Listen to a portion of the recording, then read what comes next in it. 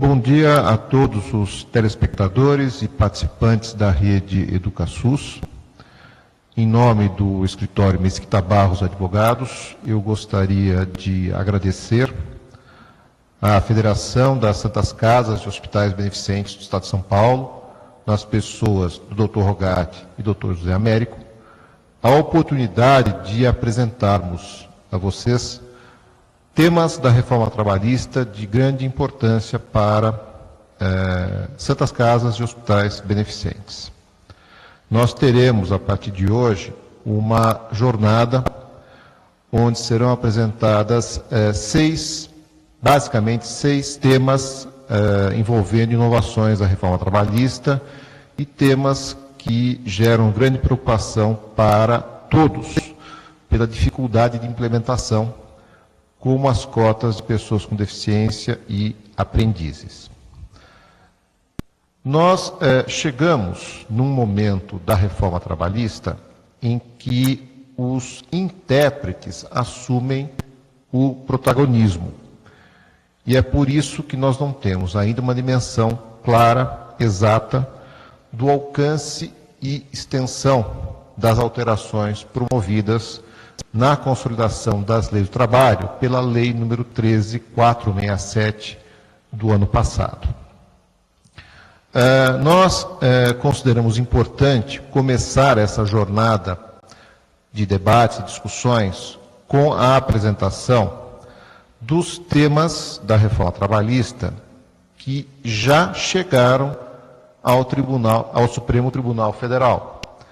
Temas que já foram submetidos ao Supremo Tribunal Federal para análise da sua constitucionalidade.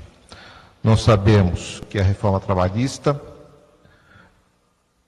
introduziu várias modificações na consolidação das leis do trabalho, modificações importantes, inovações no campo do direito material e também no campo do direito processual do trabalho, mas algumas dessas alterações têm suscitado discussões, controvérsias em torno da sua constitucionalidade. Por isso, a nossa ideia nesse dia é apresentar a vocês os temas que já estão em debate ou foram analisados pelo Supremo a partir da vigência da reforma trabalhista em 11 de novembro de 2017. Selecionei 9 temas que merecem essa abordagem, por já termos lá no Supremo ações diretas de inconstitucionalidade e ações declaratórias de constitucionalidade que submetem àquela corte a avaliação do acerto ou do erro do legislador que introduziu a reforma trabalhista no ordenamento jurídico. O primeiro dos temas, e eu nessa sequência não observei a cronologia das ações, mas os temas que já foram analisados ou estão em processo de análise, começando com a discussão relacionada à mudança no critério de arrecadação da contribuição sindical. Nós estamos falando da contribuição sindical que até o advento da reforma trabalhista era tratada como compulsória, o antigo imposto sindical. No Supremo Tribunal Federal tramitaram, e ainda tramitam, 19 ações diretas de inconstitucionalidade propostas pelas mais variadas entidades de representação sindical. Das 19 ações diretas de inconstitucionalidade, apenas uma delas foi proposta por entidade patronal. As demais foram propostas, ajuizadas por entidades de representação profissional de trabalhadores. E, além das ações diretas de inconstitucionalidade, tivemos também uma ação declaratória de constitucionalidade, submetida ao Supremo Tribunal Federal pela ABERT. O que se pretende com essas ações diretas de inconstitucionalidade? A declaração de que as mudanças promovidas na consolidação pela Lei 13.467 e que tornaram aquela contribuição sindical compulsória em facultativa não poderia prevalecer. Nas ações diretas foram questionados esses diversos artigos que eu relaciono no material submetido a vocês, na apresentação submetida a vocês. Muitas entidades demonstraram interesse em participar da discussão no Supremo como amigos da Corte, apresentando ao Supremo subsídios a favor ou contra a inovação trazida pela Lei 13.467 do ano passado.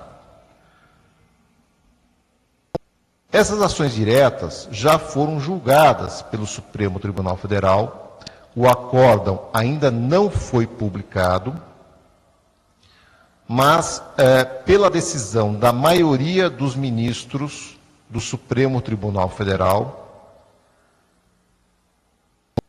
tivemos o reconhecimento de que as alterações promovidas na CLT em relação à contribuição sindical são constitucionais. O Supremo, portanto, consagrou as alterações promovidas na CLT e reconheceu que, a partir de 11 de novembro do ano passado, a contribuição sindical deve ser descontada apenas do trabalhador que concordar prévia e expressamente com esse desconto. A contribuição, portanto, passou a ser facultativa. O mesmo valendo para a contribuição sindical das empresas, patronal. Somente as empresas que concordarem com o recolhimento farão essa contribuição. Quem não concordar não estará obrigado a fazer a contribuição. Uma grande inovação trazida pela reforma trabalhista que afeta e muito o custeio das entidades sindicais. Nós temos, com a decisão do Supremo, uma definição clara de que a contribuição sindical é facultativa, mas é possível que tenhamos, a partir do próximo ano, seja no mês de janeiro, seja no mês de março, discussões envolvendo uma outra controvérsia que não foi levada ao Supremo Tribunal Federal. Se de um lado o Supremo pacificou a questão quanto à necessidade de autorização prévia e expressa para o desconto da contribuição sindical, não enfrentou a controvérsia envolvendo a maneira pela qual essa autorização deve ser concedida. Nós entendemos que a autorização do trabalhador para desconto da contribuição sindical deve ser individual, prévia e expressa, mas manifestada de forma individual. E algumas entidades sindicais sustentam que essa autorização prévia e expressa poderia ocorrer por meio de Assembleia Geral da categoria. Então, é possível, portanto, que essa controvérsia surja a partir do ano que vem. E aí nós teremos que enfrentar a discussão em cada caso concreto. Lembrando que nós temos duas posições conflitantes em relação a esse aspecto da reforma trabalhista. Nós temos um parecer da Consultoria Jurídica do Ministério do Trabalho, da Advocacia Geral da União, reconhecendo que a autorização prévia e expressa deve ser concedida individualmente. Ao passo que o Ministério Público do Trabalho emitiu uma nota técnica em sentido oposto, ou seja, admitindo a autorização coletiva por meio de uma Assembleia Geral da categoria. Portanto, esse tema ainda poderá provocar discussões relacionadas à forma pela qual a autorização para desconto será concedida.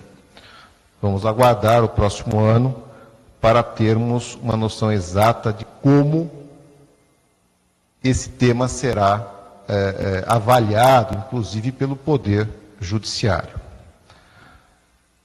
Outra ação direta de inconstitucionalidade que chegou ao Supremo Tribunal Federal está relacionada a inovações da reforma trabalhista no processo do trabalho. Quando nós avaliamos documentos produzidos no Congresso Nacional a respeito da reforma trabalhista, nós identificamos o claro intuito do legislador de coibir a litigância temerária, diminuir o número de processos trabalhistas que representam o que nós chamamos no mundo jurídico de aventura, uma verdadeira aventura do trabalhador na tentativa de obter alguma vantagem sabidamente indevida. São aventuras jurídicas que a reforma trabalhista tentou eliminar ou coibir. De que maneira? Implementando, a partir da sua vigência, os honorários de sucumbência na Justiça do Trabalho. Honorários advocatícios de sucumbência, regras mais rigorosas ou rígidas no custeio dos honorários de peritos judiciais e também regras mais rigorosas em relação ao pagamento de custas processuais quando do arquivamento de uma reclamação trabalhista pela ausência do reclamante na audiência inicial. Esses aspectos da reforma trabalhista foram questionados por meio de uma ação direta de inconstitucionalidade do Procurador-Geral da República à época, o procurador Rodrigo Janot.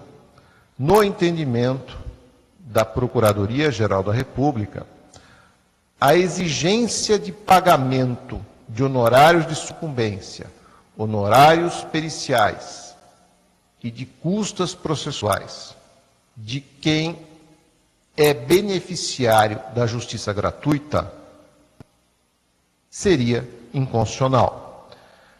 O julgamento teve início em maio desse ano. Nós tivemos manifestação do relator nessa ação direta de inconstitucionalidade, o ministro Roberto Barroso, que acabou se manifestando pela procedência parcial da ação direta de inconstitucionalidade. Mas, ao se manifestar nesse sentido, o ministro Barroso acabou modificando dispositivos da consolidação, talvez numa postura assim não tão adequada para o Poder Judiciário, porque ele está alterando a legislação, mas de qualquer maneira o ministro Barroso entendeu que a lei ordinária, a lei 13.467 do ano passado, poderia sim desincentivar a litigância abusiva. Poderia adotar esta regra de cobrança de custas e honorários dos beneficiários da justiça gratuita com o objetivo de diminuir a litigância temerária. Mas, na visão do ministro Barroso, a cobrança de honorários advocatícios de sucumbência daqueles beneficiários da justiça gratuita somente poderia incidir sobre verbas não alimentares e sobre verbas de natureza alimentar sobre o percentual de até 30% do valor que exceder o teto de contribuição do regime geral da Previdência Social. Além disso, o ministro Barroso entendeu válida a cobrança de custas judiciais do beneficiário da justiça gratuita que não comparece a uma audiência trabalhista, desde que se garanta prazo para que o empregado faltante possa justificar o seu não comparecimento. Essa foi a posição do ministro Barroso. Na sequência, o ministro Fachin se manifestou pela total procedência da ação direta de inconstitucionalidade, ou seja, o ministro Fachin não concorda com nenhuma das alterações que eu mencionei anteriormente, e o ministro Luiz Fux pediu vista do processo. Então, o julgamento, no momento, encontra-se suspenso para a manifestação do ministro Luiz Fux. Seguindo, nós temos questionamentos envolvendo o contrato de trabalho intermitente. Outra novidade da reforma trabalhista, bastante festejada por pessoas que estudam relações do trabalho. Temos duas ações diretas na relatoria do ministro Edson Fachin, onde se pretende retirar da CLT tudo aquilo que a Lei 13.467 trouxe em termos de contrato por prazo, contrato de trabalho intermitente. O julgamento foi designado para junho deste ano, mas acabou sendo adiado. Então, por enquanto, nós não temos uma discussão entre os ministros envolvendo a constitucionalidade do contrato de trabalho intermitente. Vejam que as ações diretas pretendem simplesmente anular as alterações da Lei 13.467, seja no artigo 443 da CLT, seja o parágrafo 3º desse artigo 443, e também o artigo 452-A e todos os seus 9 parágrafos, todos eles voltados à contratação de trabalho intermitente. A Procuradoria-Geral da República já apresentou manifestação nas ações diretas de inconstitucionalidade e para a Procuradoria-Geral da República não há inconstitucionalidade na forma de contratação, na nova forma de contratação trazida pela Lei 13.467. Ou seja, a Procuradoria-Geral da República entende que as alterações e inovações no tocante ao contrato de trabalho intermitente são constitucionais. Nós tivemos, logo após a vigência da Lei 13.467, em 11 de novembro do ano passado, a edição de uma medida provisória, de número 808, que procurava melhorar os dispositivos da CLT relacionados ao contrato de trabalho intermitente, acrescentando detalhes e orientações importantes para as empresas que querem implementar o contrato de trabalho intermitente. Mas a medida provisória não foi votada no Congresso Nacional e perdeu eficácia em 23 de abril de 2018. Não obstante, o Ministério do Trabalho acabou editando uma portaria de número 349, em 23 de maio deste ano, reproduzindo alguns dos dispositivos da medida provisória 808, que perdeu eficácia. E nessa portaria acabou reproduzindo dispositivos daquela medida provisória que tratavam do trabalho autônomo, por exemplo, e do contrato de trabalho intermitente. Embora a portaria não seja lei, ela apresenta algumas orientações, ela dá algumas orientações para a empresa que pretende implementar essa modalidade de contratação, contrato de trabalho intermitente. Mas é bom lembrar que o tema está no Supremo Tribunal Federal, aguardando manifestação da Corte sobre a sua constitucionalidade. Pelos dados do CAGED, a gente verifica que muitas empresas, especialmente do setor de serviços e no comércio, vêm adotando o contrato de trabalho intermitente. Se nós compararmos os números dos contratos de trabalho intermitente com os números da contratação formal por prazo indeterminado, a diferença é muito grande. O contrato de trabalho intermitente ainda é incipiente no nosso meio jurídico e nas relações de trabalho. Mas, de qualquer maneira, os dados do CAGED indicam que já há empresas adotando essa modalidade de contratação de acordo com as suas necessidades. As empresas já estão, portanto, colocando em prática as alterações promovidas na CLT pela Lei nº 13.467, no tocante ao contrato de trabalho intermitente, com bons resultados. Algumas empresas, especialmente do comércio, indicam bons resultados para essa nova modalidade de contratação. Fica aí uma oportunidade para que vocês possam avaliar. Mais um tema submetido ao Supremo Tribunal Federal de grande repercussão: terceirização e trabalho temporário. Nós temos 5 ações diretas de inconstitucionalidade no Supremo, todas na relatoria do ministro Gilmar Mendes. A última das ações diretas foi proposta pelo Procurador-Geral da República, à época, o Procurador Rodrigo Janot. Nessas ações diretas de inconstitucionalidade, o que se pretende é a declaração de que as alterações promovidas na Lei 6.019, de 74, pela Lei 13.429 e pela Lei 13.467, ferem a Constituição.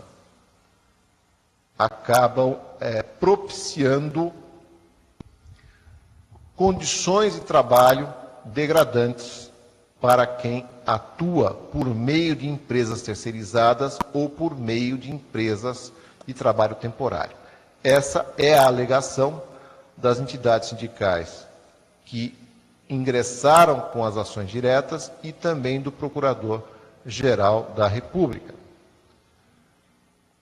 Nessas ações diretas de inconstitucionalidade, nós tivemos manifestação da Advocacia Geral da União, por meio da qual a Advocacia Geral da União entende que a contratação de trabalho temporário e também a contratação de prestação de serviços por meio de empresa especializada não fere a Constituição.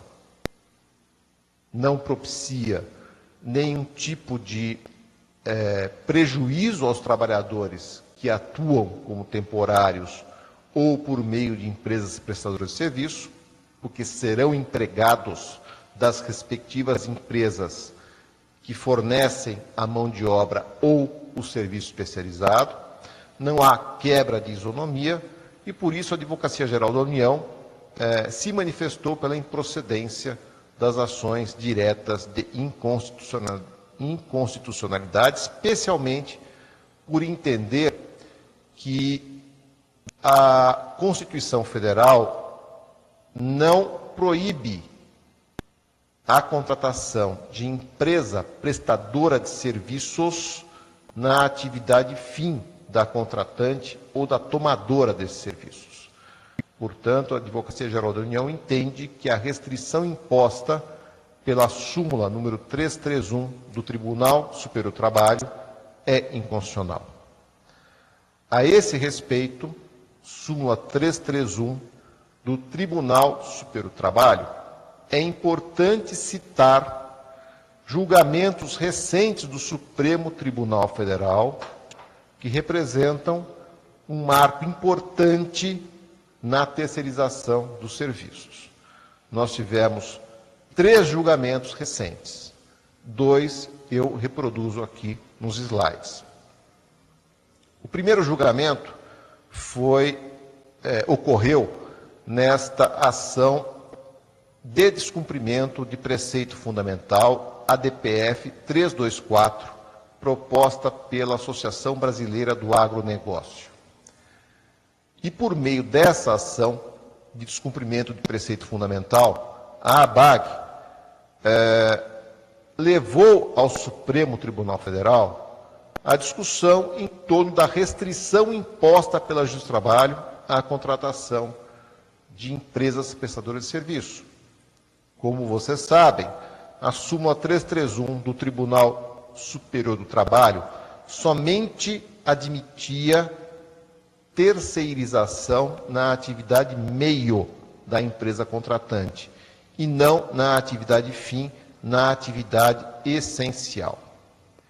E no julgamento da ADPF 324, na relatoria do ministro Roberto Barroso, o Supremo, por maioria, reconheceu a procedência da ADPF e propôs a seguinte tese a ser adotada no julgamento: é lícita a terceirização de toda e qualquer atividade, meio ou fim, não se configurando relação de emprego entre a contratante e o empregado da contratada. E aí o ministro Barroso acabou reproduzindo na tese aspectos da lei, da nova lei, no sentido de que compete à contratante verificar a idoneidade e a capacidade econômica da empresa terceirizada e responder subsidiariamente pelo descumprimento das normas trabalhistas e obrigações previdenciárias da empresa contratada, o que já está no marco legal da terceirização, Lei 13.429, reformulada pela Lei 13.467. Portanto, para o Supremo Tribunal Federal, a restrição imposta pela Justiça do Trabalho não pode prevalecer. Com o julgamento do Supremo Tribunal Federal, há o reconhecimento de que a terceirização pode ocorrer na atividade fim da tomadora e não apenas na atividade meio. Na sequência, também houve julgamento do recurso extraordinário da empresa Senibra, com uma discussão semelhante.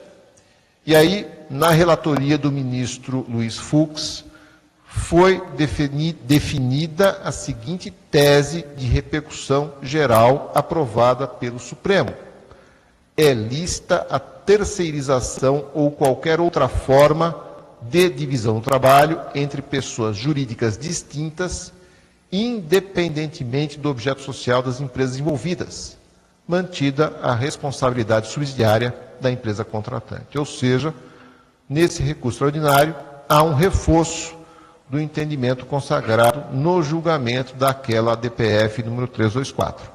É possível, é lícita a terceirização na atividade fim da contratante.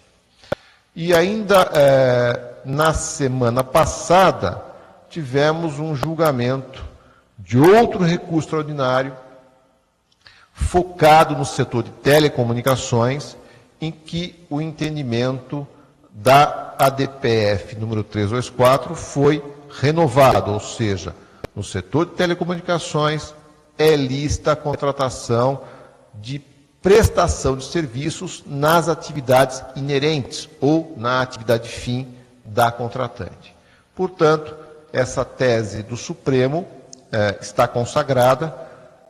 Imagina-se que essa tese venha a prevalecer nas ações diretas de inconstitucionalidade que foram levadas ao Supremo após a reforma trabalhista, e imagina-se que o Supremo vá rejeitá-las justamente por já ter firmado a tese na ADPF número 324, quanto à licitude da terceirização na atividade fim da empresa contratante. Agora, é bom lembrar que a decisão do Supremo Tribunal Federal trata de terceirização, trata da contratação de empresa especializada para o desenvolvimento de serviços específicos e determinados. Não há, na decisão do Supremo Tribunal Federal, autorização para aquilo que nós denominamos pejotização, ou seja, a contratação de empregados sob a forma de pessoa jurídica, com a presença daqueles requisitos que configuram a relação de emprego, notadamente a subordinação, continuará sendo repudiada pela Justiça do Trabalho. Neste caso, não se trata de terceirização, e sim pejotização não admitida pela legislação trabalhista. Em relação à terceirização, nós teremos uma abordagem específica na sequência desses 6 temas que serão apresentados nessa jornada de discussão sobre a reforma trabalhista. Então, numa próxima oportunidade, haverá uma abordagem mais detalhada da terceirização, daquilo que foi decidido pelo Supremo Tribunal Federal, daquilo que prevê o marco legal da terceirização e daquilo que não se confunde com a terceirização, que é a pejotização.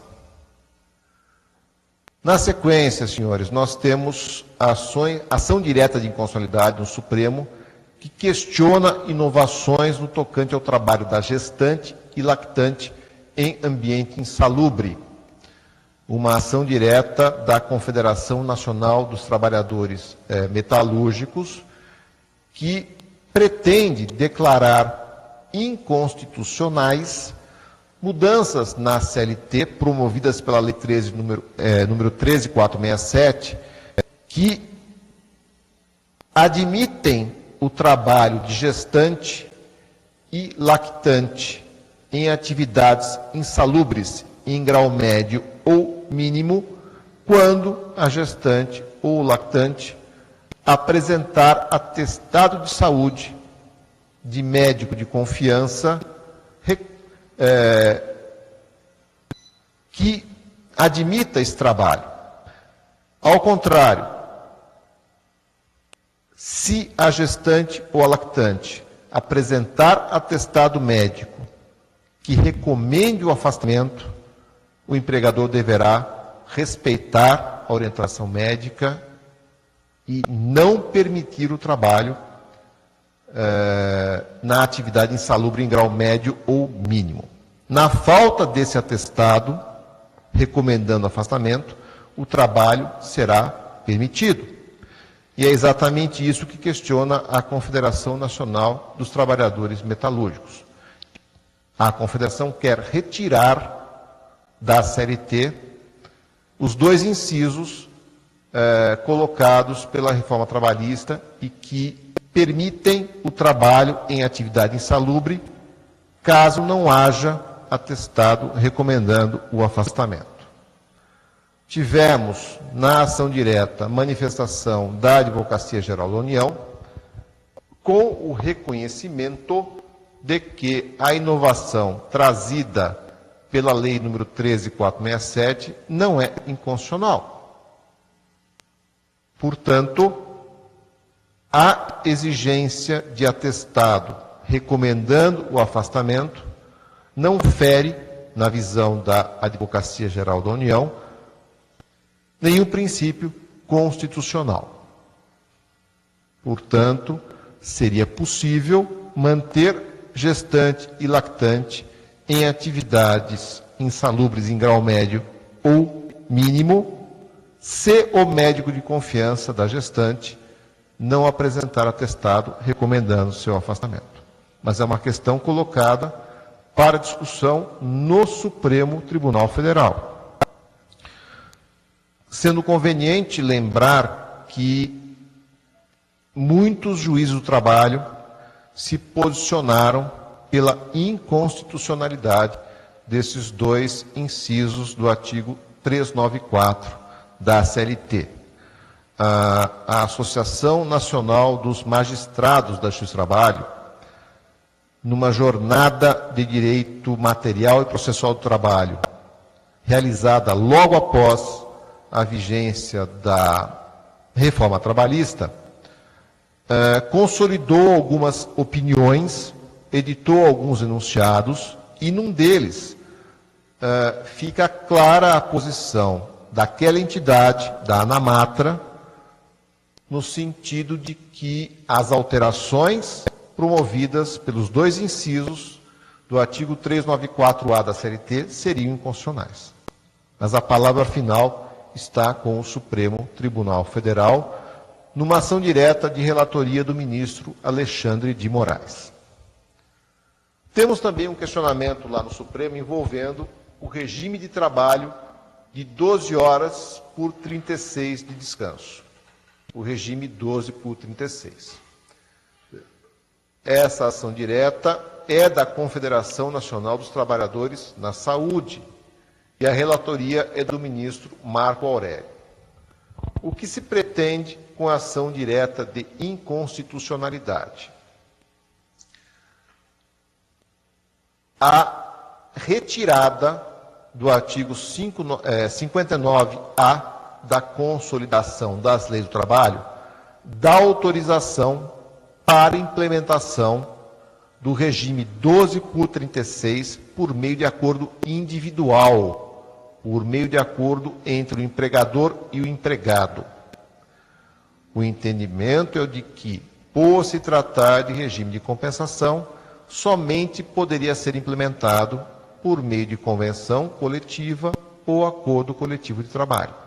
Essa é a alegação que se faz na ação direta de inconstitucionalidade. Portanto, não seria válido, na opinião da Confederação dos Trabalhadores na Saúde, acordo individual entre empregado e empregador para implantação do regime 12 por 36. Além disso, a Confederação alega que o parágrafo único, na sua integralidade, é inconstitucional, porque ele consagra o que nós chamamos de salário complessivo, ou seja, um valor estipulado para a remuneração mensal do trabalhador estaria também contemplando descanso semanal remunerado, descanso em feriados, compensação em feriados, prorrogações de trabalho noturno.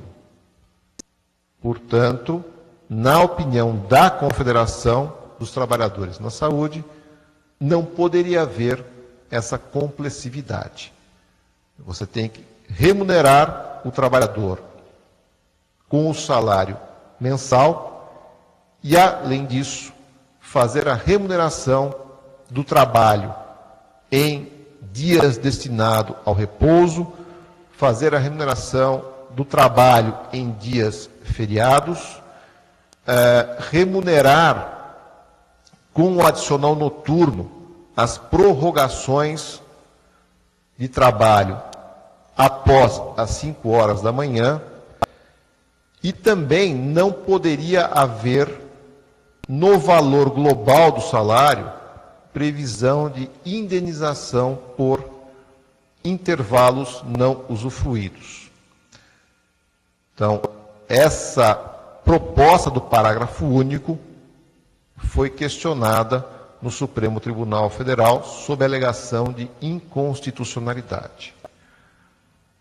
Para a Advocacia Geral da União, que se manifestou sobre as alterações trazidas pela Lei 13.467 no tocante ao regime 12 por 36, não há inconstitucionalidade, ou seja, a AGU se manifestou pela improcedência da ação direta de inconstitucionalidade, entendendo que as regras do artigo 59A da Consolidação das Leis do Trabalho não afrontam a Constituição, não afrontam dispositivos da Constituição que tratam da proteção do trabalhador na relação de emprego.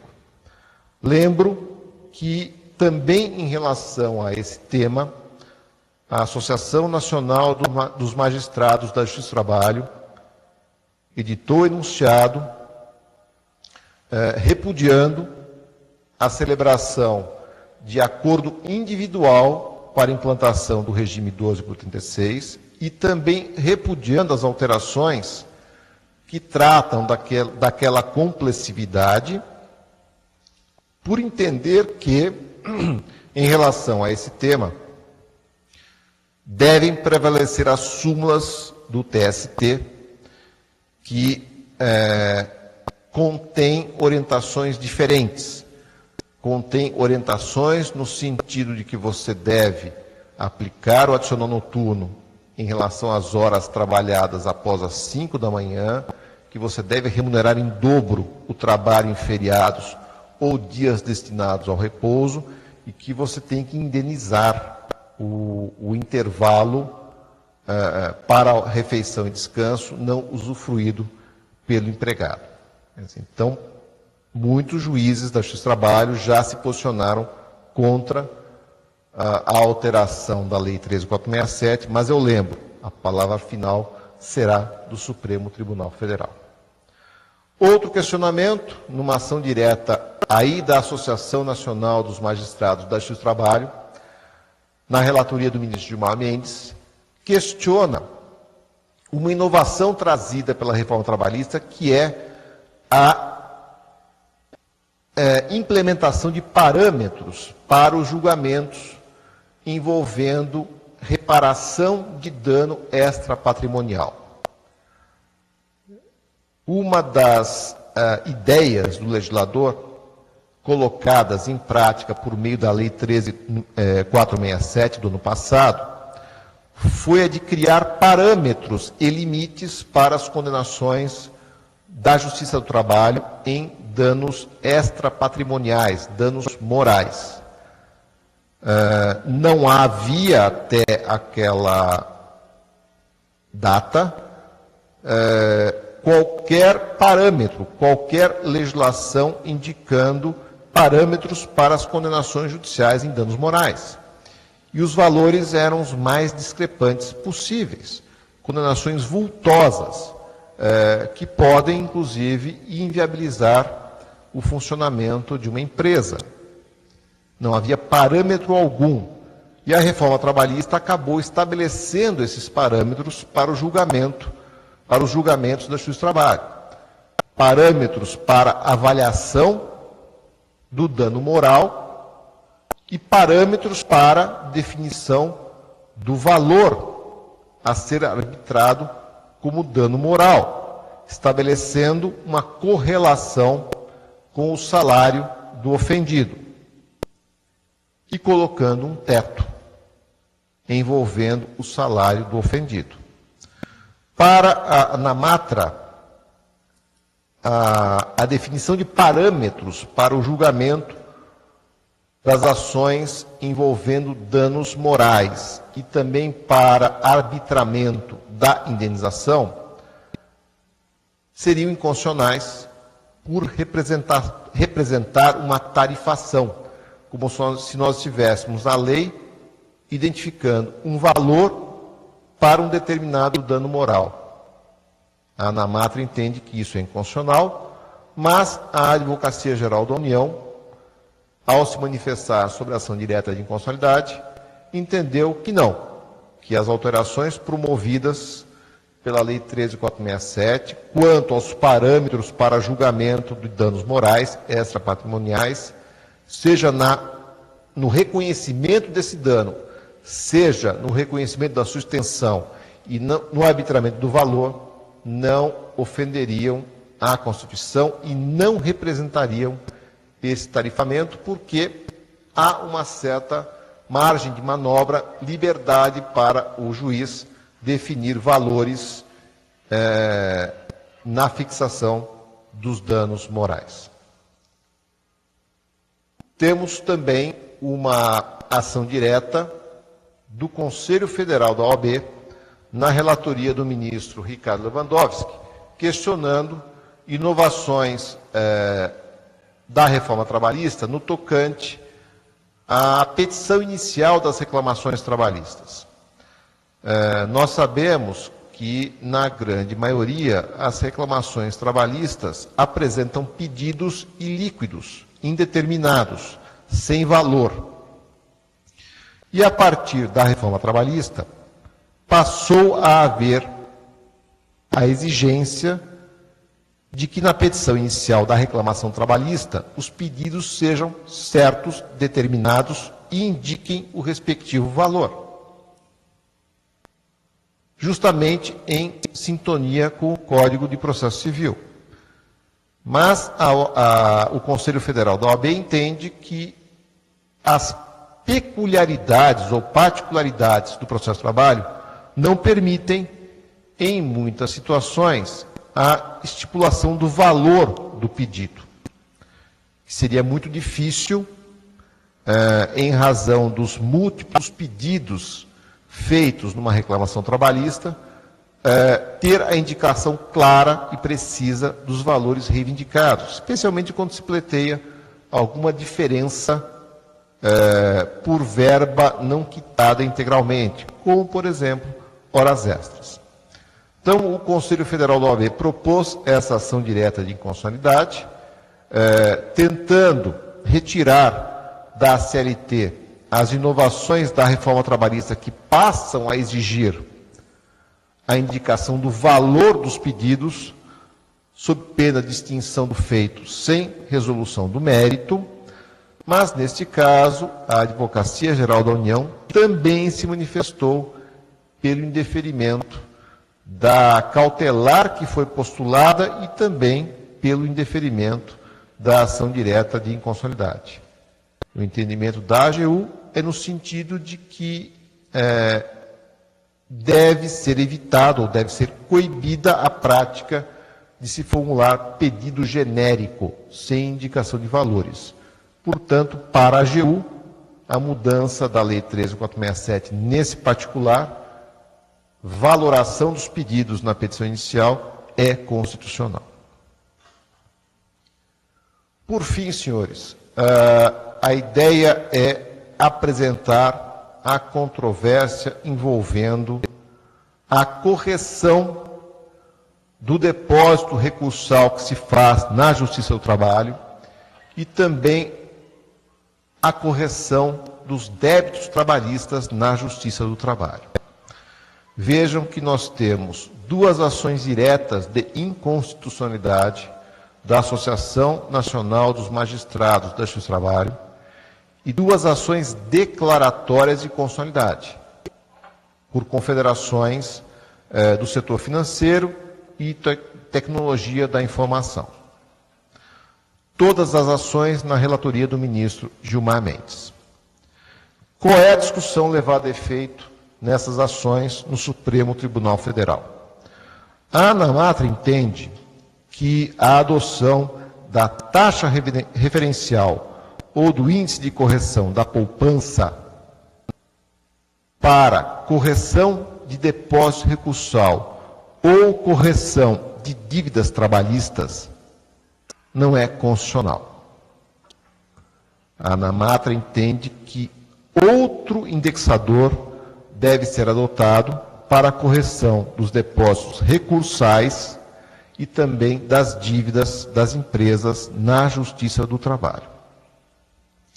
Por outro lado, a CONCIF e a CONTIC, nas ações declaratórias de constitucionalidade, pedem ao Supremo Tribunal Federal que reconheça que o uso da taxa referencial, TR, é constitucional. Reconheça a sua constitucionalidade e mantenha a adoção da TR como indexador das dívidas trabalhistas e do depósito recursal. Então, são duas posições antagônicas colocadas ao Supremo Tribunal Federal para apreciação.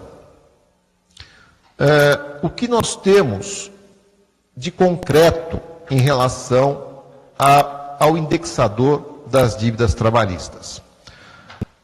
Eu acho que vocês devem estar acompanhando a discussão sobre esse tema na Justiça do Trabalho.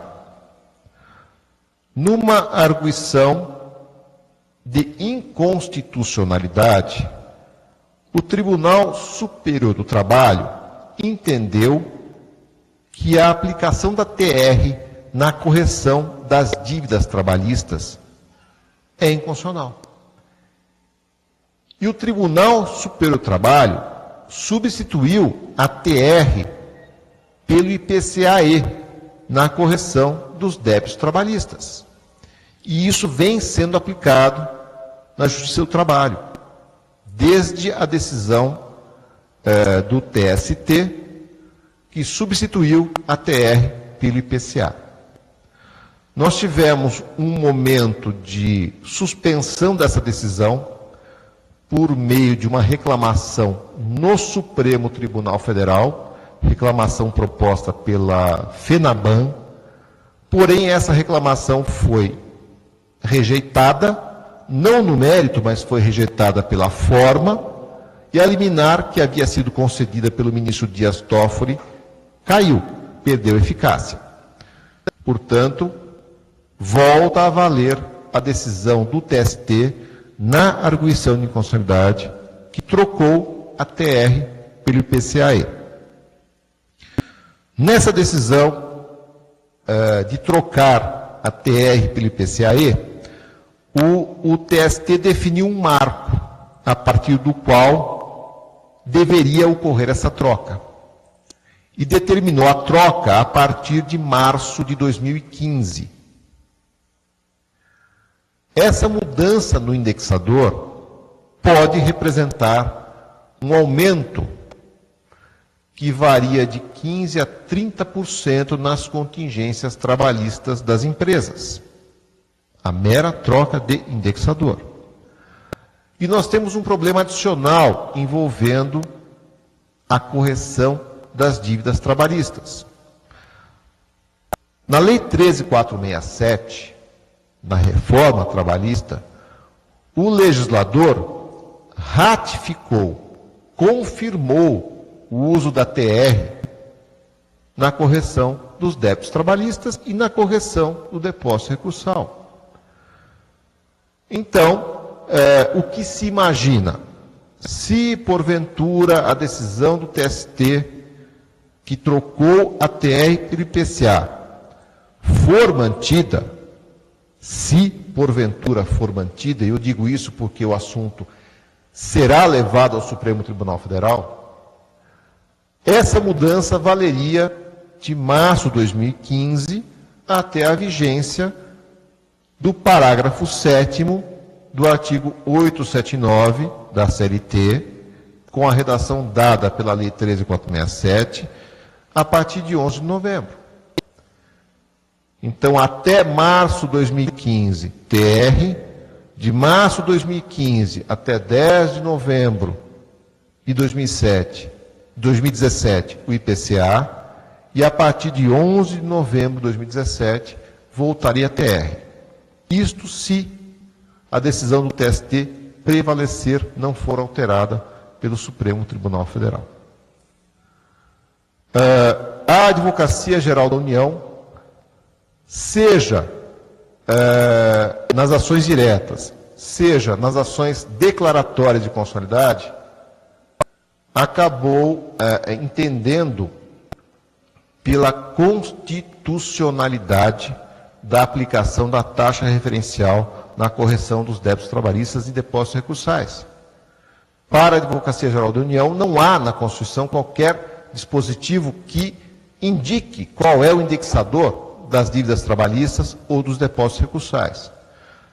Esta falta de indicação na Constituição remete ao legislador infraconstitucional, à lei infraconstitucional, a definição de qual o critério de correção, qual o indexador das dívidas trabalhistas e dos depósitos recursais.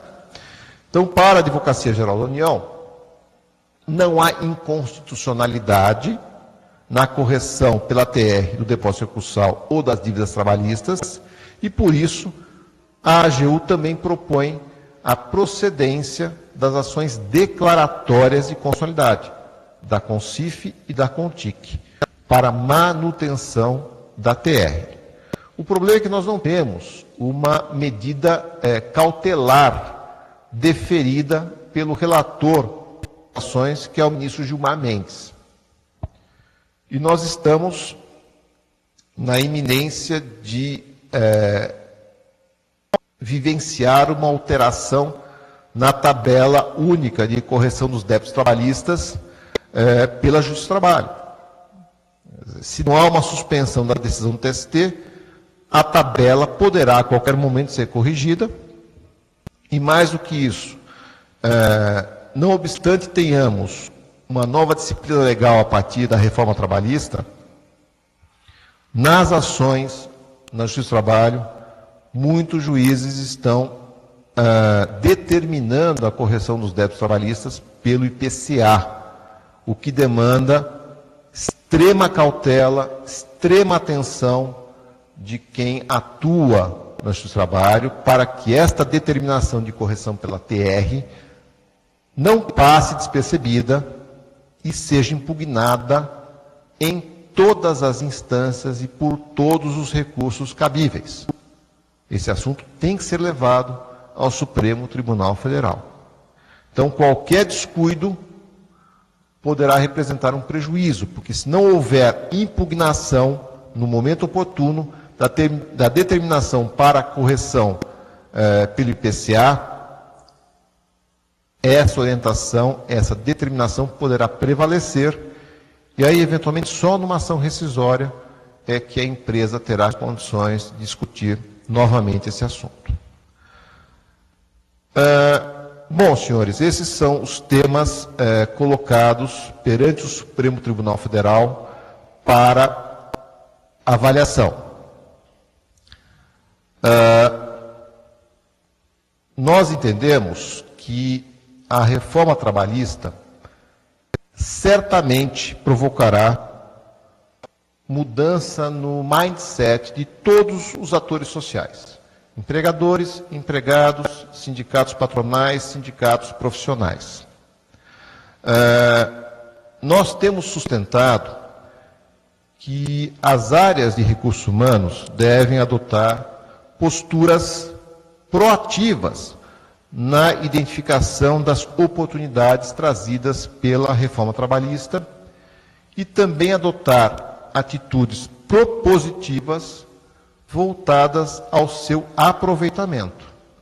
E aí cabe à área jurídica, ou às áreas jurídicas das santas casas e hospitais, a avaliação dos eventuais riscos. Vejam, portanto, a importância de nós apresentarmos e termos conhecimento das discussões que já foram postas no Supremo Tribunal quanto a determinados aspectos da reforma trabalhista e termos também conhecimento das opiniões de ambos os lados na discussão desses temas perante o Supremo Tribunal Federal. A mudança na mentalidade, no mindset dos atores sociais e as atitudes propositivas devem ser levadas para as mesas de negociação,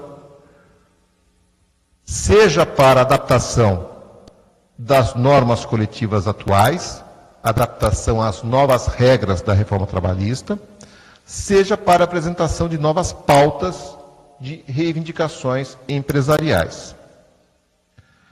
Sempre mediante uma análise prévia, planejamento e definição das estratégias de negociação coletiva.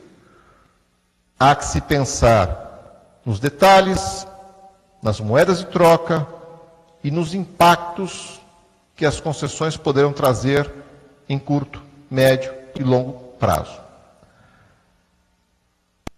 Sempre reforçamos a importância do planejamento trabalhista como uma ferramenta de gestão empresarial e estratégica.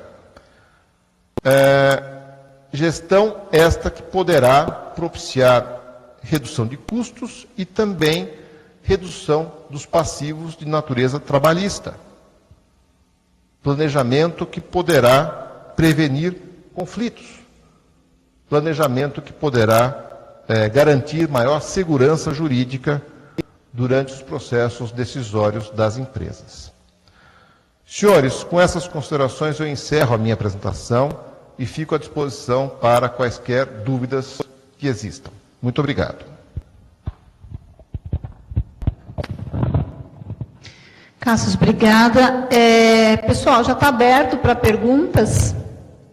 Quem quiser pode pedir a vez ou está mandando aqui para nós no chat, tá bom? Enquanto isso, eu tenho uma pergunta aqui. Deixa eu ler aqui para você, Cassius. Quanto tempo uma pessoa ela pode ficar exercendo uma função sem atualização? Deixa eu olhar aqui, da mesma em carteira. Então, um exemplo que a pessoa me deu. O enfermeiro que passou a ser chefe de enfermagem. O gestor não mudou o registro nem o salário. No que isso impactua na sua função?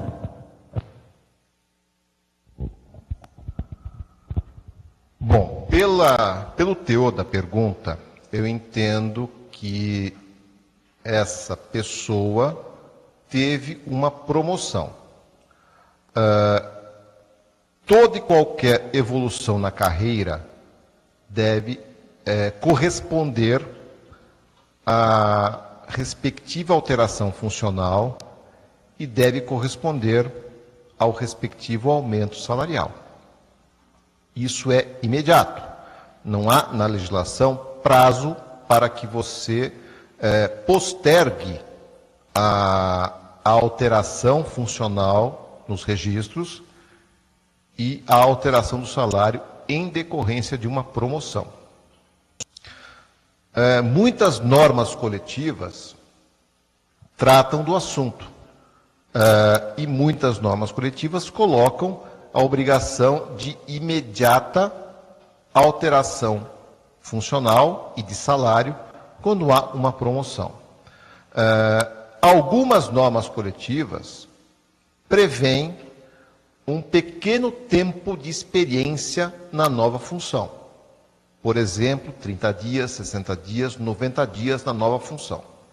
Então, antes de efetivar uma promoção, a norma coletiva, a convenção coletiva ou o acordo coletivo admitem um prazo de experiência. Mas são situações excepcionais previstas em norma coletiva. Não havendo isso em norma coletiva, o correto é fazer a alteração de imediato. Foi promovido, tem uma nova função, tem um novo salário. O empregador pode, eventualmente, estabelecer com o seu empregado esse prazo de experiência. Mas isso tem que ficar muito bem registrado entre empregador e empregado para evitar aquela ideia de que a alteração deveria ocorrer ato contínuo, concomitantemente. E, nesse caso, de você ter uma pessoa promovida sem a correspondente alteração de função e salário, pode gerar reclamação trabalhista com pedido de equiparação de salário a alguém que esteja exercendo a função hierarquicamente maior. Então, é importante a atenção a esses detalhes. Tá, equiparação sim, e ao retroativo, então, por exemplo, ele era enfermeiro, passou a ser chefe de enfermagem 2 anos, tem 2 anos isso. Então, ele recebe já o retroativo ou não? Ele só... Sim, sim. sim. O pedido seria retroativo, ou seja, a partir do momento que eu passei a desempenhar uma função hierarquicamente superior, eu tenho o direito de ter a minha anotação na carteira efetivada, desde aquela época inicial, e também todos os salários retroativos. Então, ele vai buscar isonomia com quem já exerce essa função de chefe. É a continuação aqui da mesma pergunta. Aí, a instituição, o hospital, ele pode, neste caso, ele não passou, então, a ter o seu cargo lá o seu cargo na carteira, não foi atualizado a sua carteira. Porém, ele vai receber por fora, então a empresa vai pagar, o hospital vai pagar para ele por fora, referente ao chefe de enfermagem. Só que não tem um acordo, isso não está nada escrito, legal, ilegal, como que se toma providência? Porque o que acontece, Cássio, eu vou dizer para você, hoje em dia nos hospitais, os enfermeiros, eles têm esse problema, então, eu vou receber por fora, e eu não vou reclamar porque está difícil o emprego, porque está difícil você conseguir uma colocação, enfim, então tem todos esses problemas. Então, acaba levando isso por meses, anos até, e não se toma nenhuma providência. Então, como que a gente pode tentar resolver e ajudá-los? Bom, qualquer pagamento por fora é ilegal, né? Qualquer pagamento a empregado tem que transitar por folha de pagamento. A não ser que nós estejamos falando de um reembolso de despesa, por exemplo. Mas pagamento por serviço prestado, pelo trabalho realizado, salário, tem que transitar por folha de pagamento. Temos que pensar agora com a cabeça do E-Social. O E-Social, ele vai expor as fragilidades das empresas.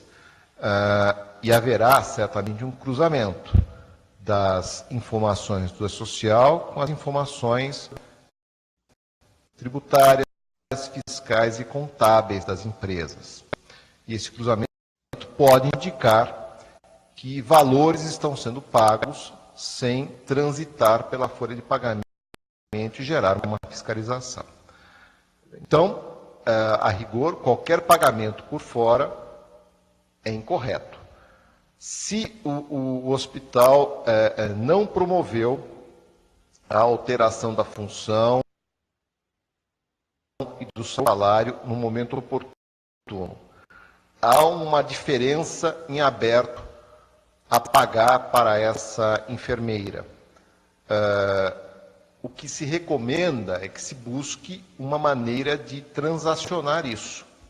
Quer dizer, nós temos alguns mecanismos possíveis que envolvem uma transação extrajudicial, uma atuação de profissionais, advogados, e uma atuação do sindicato da categoria profissional, para que tudo seja feito com transparência e da maneira formal e regular, na tentativa de validar a transação, se porventura essa enfermeira pretender ingressar com uma reclamação trabalhista no futuro.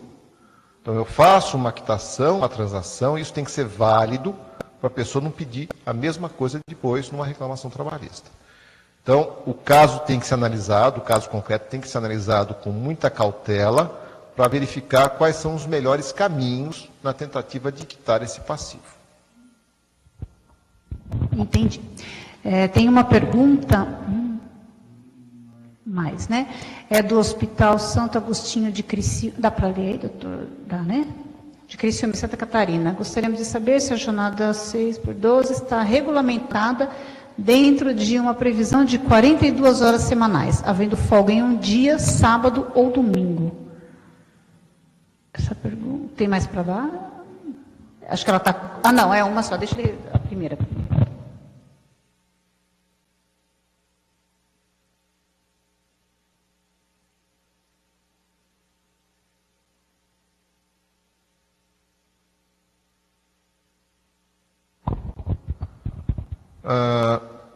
Uma pergunta envolvendo a jornada 6-6-12.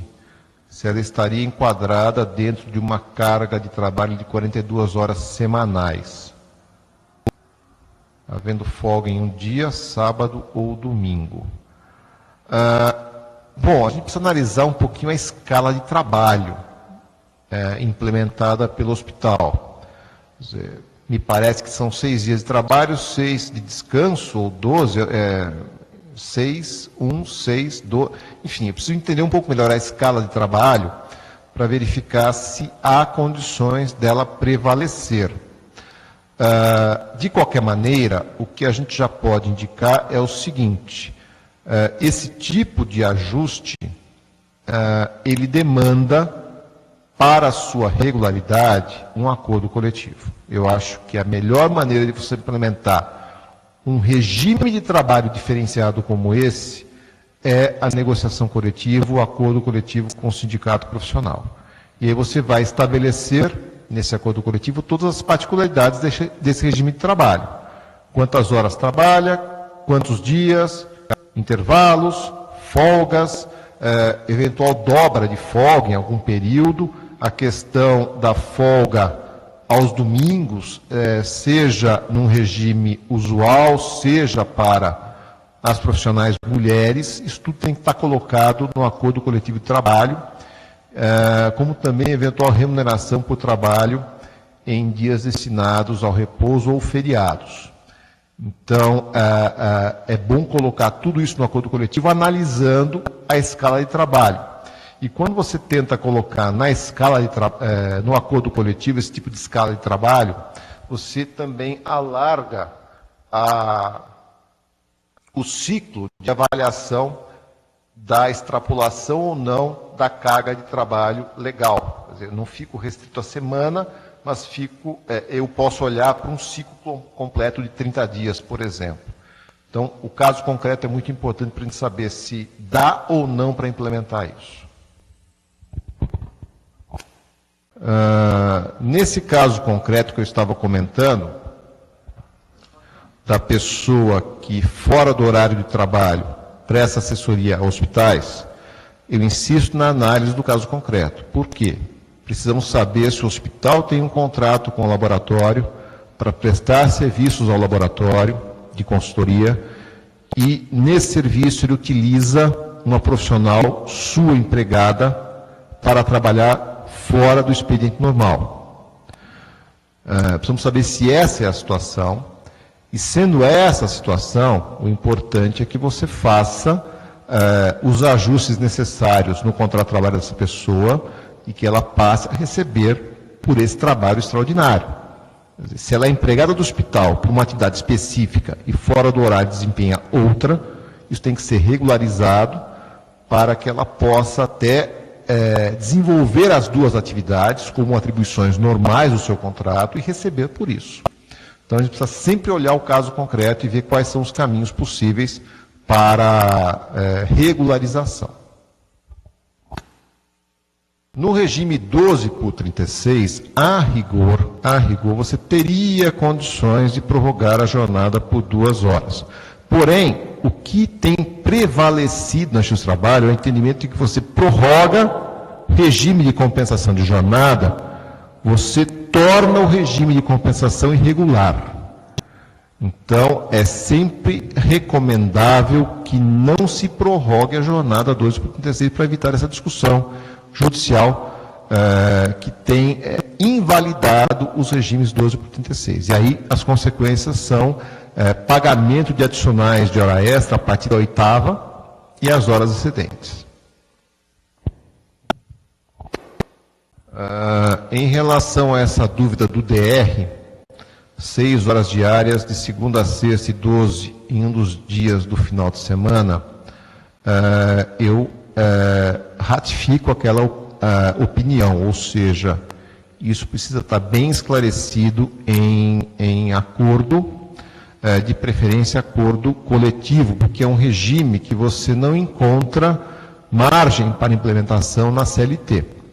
É um regime de compensação, sim, mas é um regime de compensação que foge ao parâmetro normal da compensação da CLT. Então, essa modificação, ela precisará ocorrer por meio de acordo coletivo, onde todas as condições sejam claramente colocadas, ou seja, como será realizada a compensação, para que nós possamos demonstrar para o juiz realmente que, na média, você não está extrapolando a carga semanal ou mensal de trabalho legalmente prevista. Mais uma pergunta aqui de Criciúma, e eu entendo que o melhor para você poder implementar o regime de trabalho diferenciado é o acordo coletivo e não o individual, pelas prorrogações que você terá de jornada de trabalho. Pergunta de Jaboticabal. Horário administrativo, 8h48 na semana, por dia, compensando o sábado, e aí o limite para horas extras. Pela legislação, nós temos 2 horas no máximo para trabalho extraordinário, além da jornada contratual normal. Agora, você trabalha com banco de horas, né? Então, essas horas extras são lançadas no banco de horas, mas você tem que respeitar o limite de 2 horas ou o limite diferente ou inferior que estiver previsto no seu acordo coletivo de banco de horas. Ok, o pessoal de Criciúma, essa pergunta que tem... já foi respondida? Essa foi, né, do banco de horas? Tá. Criciúma, obrigada. Jaboticabal, se tiverem mais perguntas, tá bom? Ele falou do E-Social, que eu tinha pergunta aqui, que já está valendo, né? Doutor Cássio, já está valendo. Então, deixa eu ver se tem mais alguém que tem mais alguma pergunta.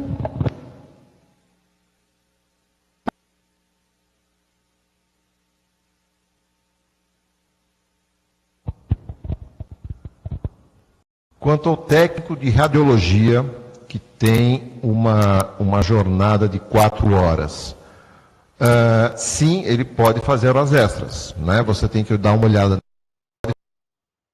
na legislação que regulamenta a profissão, mas a rigor ele pode fazer 2 horas por dia, remuneradas como tais. Senhores, vamos aproveitar um pouquinho esse tempo que falta, só para fazer referência a um julgamento recente do STF, que envolve a situação da gestante e da estabilidade da gestante.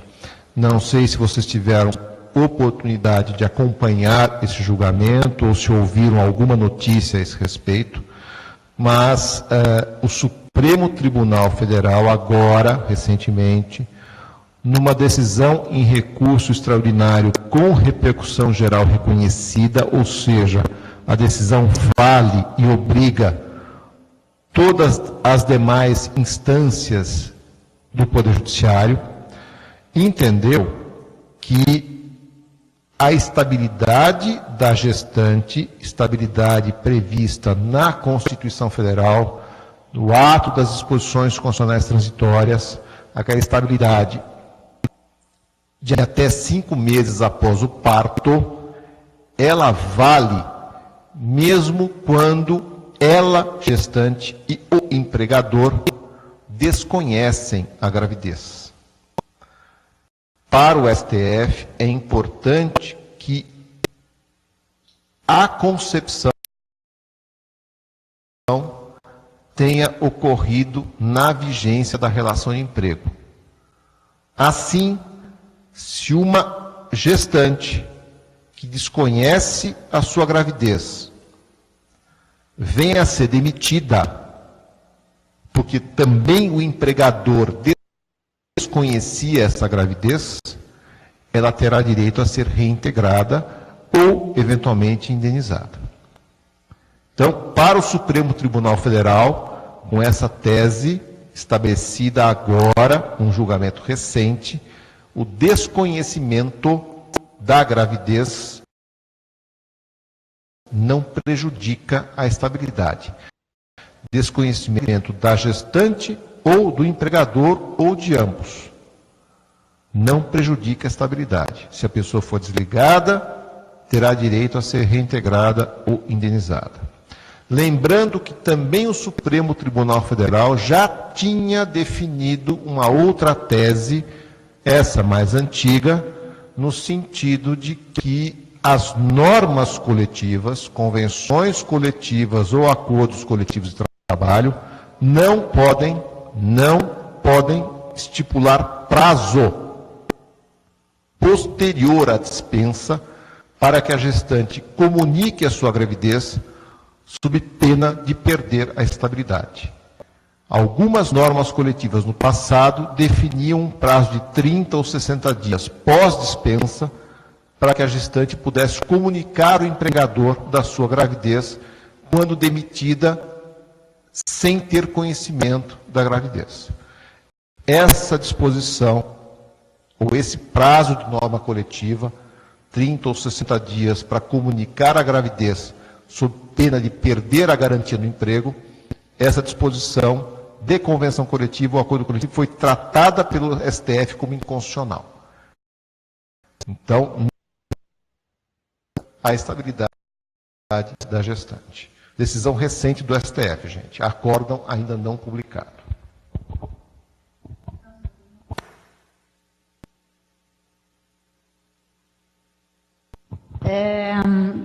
Nós tivemos até só para eu resgatar um pouquinho, não sei se foi em maio, junho, não me recordo, aquele fórum trabalhista que nós ficamos lá no Hospital Santa Catarina, certo? Lá surgiu uma dúvida referente ao cartão de ponto, era bater o ponto. A dúvida aqui é o seguinte, sobre horas devidas de 7 anos atrás, se o colaborador, ele precisa pagar. Então, se vence, é só o que tem aqui perguntando. Horas devidas de 7 anos atrás, o colaborador tem que pagar? O funcionário, seja ele do hospital, porque no hospital a gente tem todos os cargos, administrativo, então. Se ele tem que pagar as horas, ele tem que ainda... Se o colaborador tem que pagar essas horas. Então, ele estava devendo, 7 anos atrás, sei lá, 150 horas. Eu estou dando um exemplo apenas, 150 horas.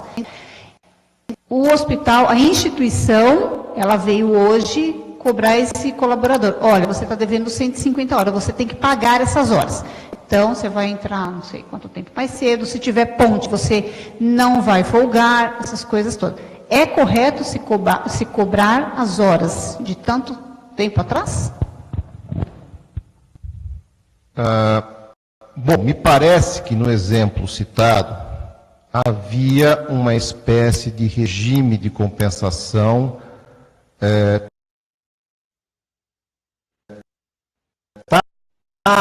tácito, não escrito, não amparado pela legislação trabalhista. Aquela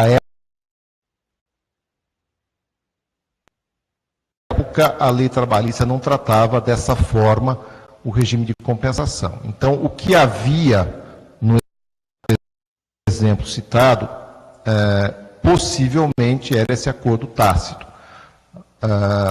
O trabalhador usufruía de algumas folgas e se comprometia a repor as horas não trabalhadas posteriormente.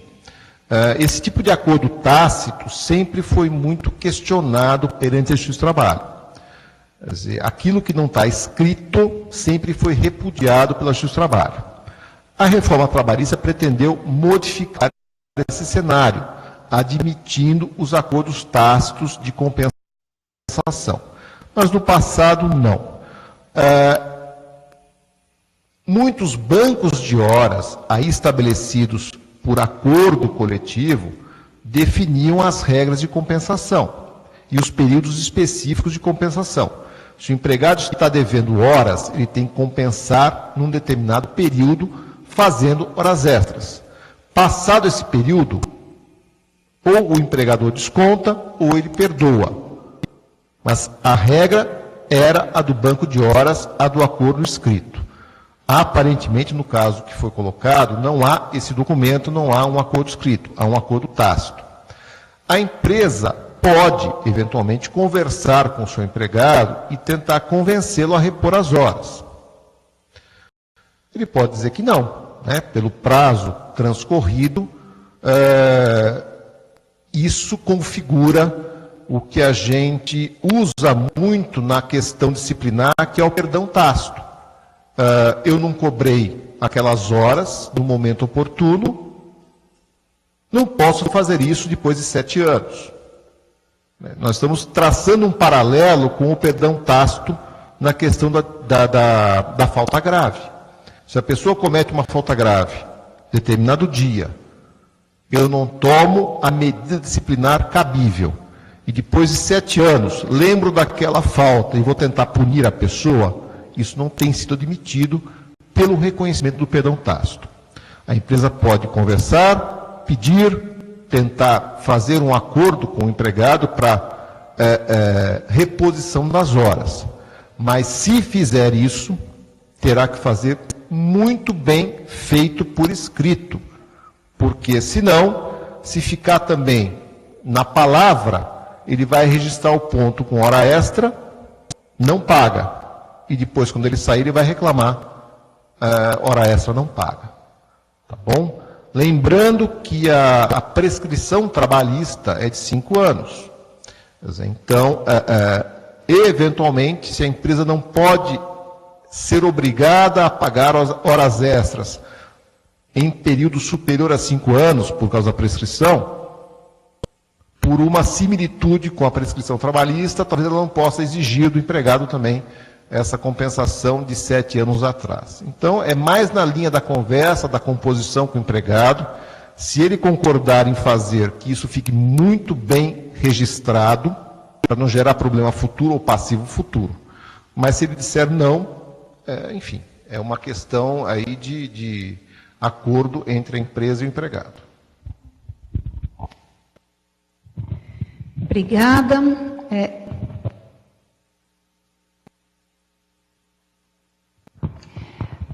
Pessoal, vocês, algum hospital, alguma instituição tem mais alguma dúvida? Quer falar mais alguma coisa, Cassius, para eles? Sim, olha, o material, exatamente, o material, os slides, podem pedir no e-mail, que eu faço como sempre, eu mando para vocês, e o contato também já tem no próprio material do Dr. Cassius. Então, Cassius, eu vou passar a palavra para que você possa fazer as suas considerações finais, e a gente tem mais alguns dias aí, algumas datas dentro do calendário que eu já passei para vocês. Vamos reforçar tudo, também convidar os seus hospitais amigos do lado, UBS, para estar participando, assistindo, tá bom? Bom, senhores, mais uma vez agradecer a atenção de todos, agradecer a oportunidade desse debate, dessa discussão. O tema é importante, é instigante, é atual. Nós temos oportunidades, desafios pela frente que precisam ser enfrentados. Nós temos uma nova legislação, um novo ordenamento, mudanças sensíveis na CLT, e o que se pretende com essa jornada que será desenvolvida a partir de hoje em 6 temas, é apresentar a vocês, Santas Casas e Hospitais Beneficentes, alguns pontos da reforma trabalhista que podem ser implementados com as devidas cautelas, justamente por força dessa indefinição que ainda existe em relação à amplitude, eficácia e profundidade das alterações introduzidas pela nova legislação. Então, é um prazer poder falar com vocês. Convido a todos para que participem dos demais eventos com profissionais do nosso escritório e ficamos à disposição para qualquer tipo de comentário ou consideração adicional. Muito obrigado mais uma vez. Cassius, eu sei que você terminou, eu posso fazer uma última pergunta que mandaram aqui para mim, foi de Minas essa pergunta, e é o seguinte, sobre o dissídio dentro da categoria da instituição.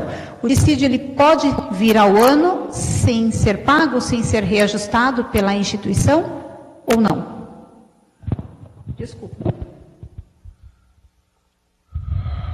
Nós temos uma pergunta envolvendo aplicação de reajuste salarial, provavelmente em database de categoria. Todas as categorias que negociam convenções coletivas, acordos coletivos de trabalho, estabelecem uma data para a revisão anual dos salários. Às vezes, a negociação coletiva avança, ultrapassa a database. Posso dar o exemplo da database 1º de outubro. O reajuste deve valer a partir de 1º de outubro. Mas a negociação não evoluiu, não foi concluída, você avança novembro, dezembro, janeiro do ano que vem. Quando a negociação coletiva for concluída, o reajuste, via de regra, é retroativo à database, no exemplo que eu dei, 1º de outubro. Pode ser que a negociação não chegue a bom termo, e aí as partes busquem o Poder Judiciário, o dissídio coletivo no Poder Judiciário, para que a Justiça do Trabalho decida qual será o reajuste. E aí, a partir do momento que houver a decisão no dissídio coletivo, e isso é um processo judicial, o reajuste será retroativo à database, no exemplo que eu dei, 1º de outubro. Então, como regra geral, pode acontecer do reajuste ser definido depois da database, valendo retroativamente a partir da database. Então, a empresa, hospital, Santa Casa, tem que fazer o reajuste retroativo, a partir da definição do índice, para evitar uma defasagem grande entre salário com pagamentos retroativos. Muitas empresas fazem a antecipação compensável, ou seja, não há definição do índice, eu aplico parcialmente um índice de inflação, pode ser 70% do INPC, 80%, 50%, para você diminuir a diferença em relação ao que vier a ser definido futuramente, para diminuir o impacto do atrasado. Mas isso depende de cada empresa, tá? Mas se houver definição de reajuste somente em 2019, se não houver nenhuma disposição em sentido contrário na norma coletiva ou na sentença normativa, vale para a database. Todo retroativo tem que ser pago. Tá. Então, já houve a negociação, já teve a negociação, estava tudo correto, e mesmo assim a empresa não efetuou, não fez o dissídio e muito menos o retroativo. O que... No exemplo citado, eu entendi que a negociação estava em curso. Quer dizer, não há índice de reajuste ainda definido. Por outro lado, se a negociação ocorreu, já há índice de reajuste definido, já há convenção coletiva assinada, e a empresa, o hospital, Santa Casa, não cumpre, ela está descumprindo a norma coletiva. Então, além de pagar o retroativo, ela poderá ser questionada em termos de multa convencional. A convenção prevê multas também por descumprimento.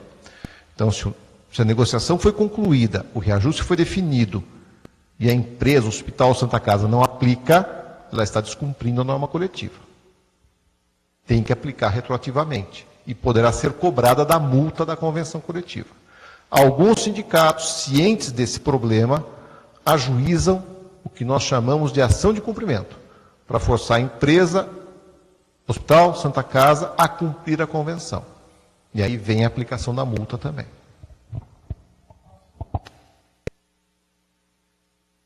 Tá, então, para finalizar, aí o colaborador, ele tem o seu departamento jurídico dentro da sua instituição.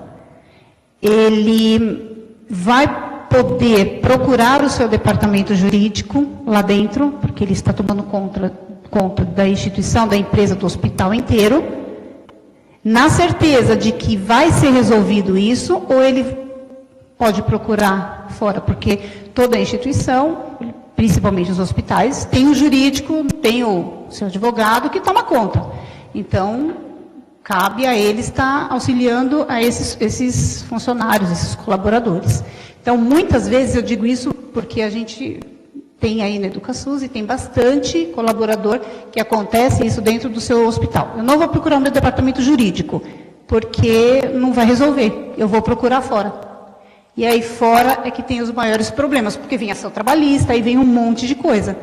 Então, acho que poderia minimizar esses tipos de problema com o jurídico de lá de dentro, que fica mascarando, né, muitas coisas. Tatiana, sem dúvida, esse tipo de situação é melhor resolver em casa. Não sei o motivo pelo qual o Hospital Santa Casa não aplicou o reajuste negociado pelo sindicato. Se tem alguma dificuldade em aplicar o reajuste, algum problema de caixa, por exemplo, recomenda-se que o Hospital Santa Casa tente um acordo coletivo diferente com o sindicato profissional. Eu estou num momento difícil, não tenho caixa, não posso pagar esse reajuste.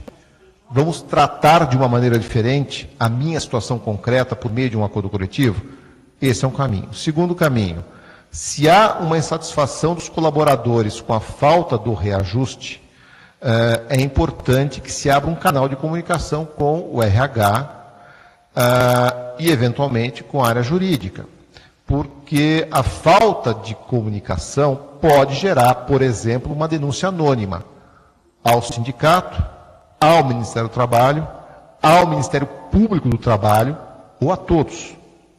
E aí cada um vai tomar uma atitude. O sindicato pode entrar com uma ação de cumprimento, o Ministério do Trabalho pode instaurar um procedimento investigatório, uma fiscalização, e o Ministério Público do Trabalho pode instaurar um inquérito civil público. Quer dizer, 3 frentes de batalha pela falta de concessão do reajuste. Então, é importante que o assunto seja tratado dentro de casa proativamente. Se você não tem condições de aplicar o reajuste, tente alguma coisa diferente com o sindicato por meio de um acordo coletivo. Não dou reajuste, dou um abono, não dou abono, aumenta um pouco a cesta básica, aumenta um pouco o vale-refeição, mas cria uma situação diferente, para não ficar descoberto. Estando descoberto, o risco é grande. Na Justiça do Trabalho, no Ministério do Trabalho, no Ministério Público do Trabalho. Ok, Carlos, obrigada. Então, para a gente deixar o que você disse, a comunicação, ela evita um monte de problemas, né? Tendo a comunicação dentro da instituição, da sua empresa, de qualquer lugar, a gente minimiza vários problemas aí. Eu acho isso muito importante. A comunicação ela tem que estar presente em todos os momentos, em todos os departamentos, desde cima até embaixo, para que não tenhamos nenhum tipo de problema. Tatiana, quando a gente trabalha com plano de contingência, a gente insiste na comunicação. Comunicação eficaz, clara e transparente. Nessas situações que você colocou, eu acho importante a comunicação e uma postura proativa. Temos um problema, vamos tentar resolvê-lo da melhor maneira possível. Então, postura proativa, mais comunicação eficaz, isso é importante para você diminuir o risco de problemas futuros. Bom, então vamos encerrar. Doutor Cassius, muito obrigado. Obrigada a todos os pontos presentes. A próxima da jornada é no dia 25 de outubro, que nós vamos conversar sobre a compensação de jornada e regime de trabalho 12/36 na reforma trabalhista, que foram alteradas algumas regras de consolidação e etc., com o doutor Roberto César Vieira, que vai estar conversando conosco. E antes disso, também nós temos dia 24, o Banco de Sangue, que é o armazenamento e processos, com a doutora Cláudia Schmidt, que é do Hemocentro aqui da Santa Casa de São Paulo. A gente vai falar sobre todos esses processos. Obrigada a todos e até a próxima.